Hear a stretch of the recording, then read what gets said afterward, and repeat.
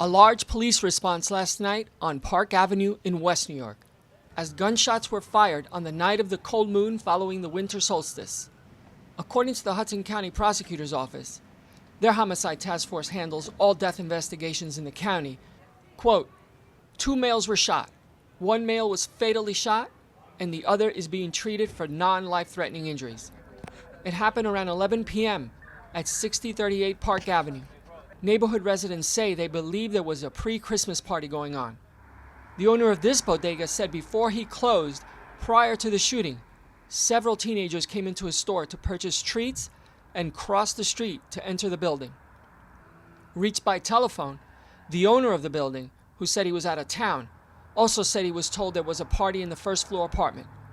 As this surveillance video shows, when the shots rang out, teens ran for their lives. This woman was walking her Pomeranian Cheeky and her miniature American Eskimo Macho right around the corner on 61st Street. She asked for her name to be withheld. All of a sudden I heard screaming, and I saw kids running. There were 3 kids running on this side of the street, one in the street there, and there were 2 running on the other side of the street, and they were all running, and I happened to be standing right where my dogs doing the thing, and the cops came, and they stopped all the kids that were there, except for one, because I saw one that he went that way. And I was just scared. I just didn't know what was going on, and I heard blood-curdling scream. That was what I heard.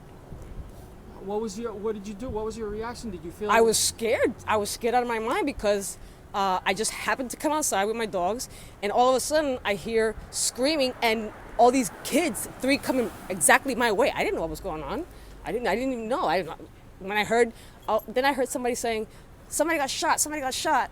And for all I knew, the 3 kids that were running my way, who knows, they could have had a gun or something. I don't know.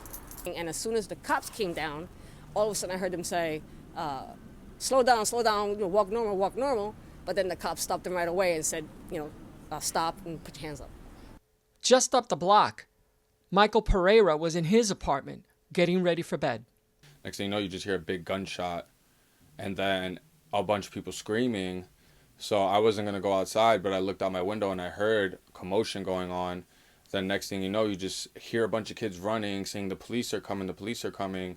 And then next thing you know, the police stop a few kids across the street from my house.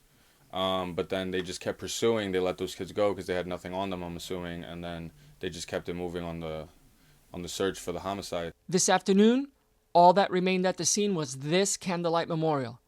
Most area residents said the shooting is not typical of the neighborhood. This is the first time I've ever seen this. First. So usually you don't see crime? No. This has my totally first experience. We've had crime here, but there hasn't been a murder around this area that I can think of for a long time. The last time a murder happened around here was around the corner when my friend passed away and he got shot. But that was many years ago. This is crazy. For anybody dying here, I grew up here.